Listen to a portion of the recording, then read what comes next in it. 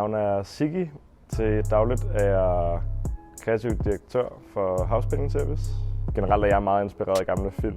Dårlige wacky film, der har en eller anden sjov form for redigering eller farvelægning. Lige nu er jeg inspireret meget af gamle kinesiske film.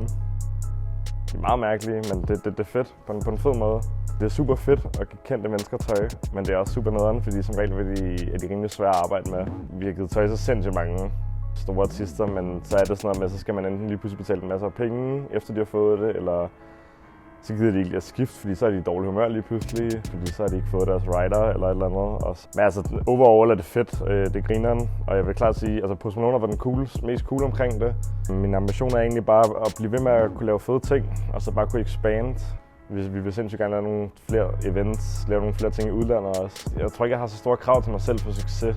Ha' en fed lejlighed, og så bare, klør på og få lavet noget fedt tøj.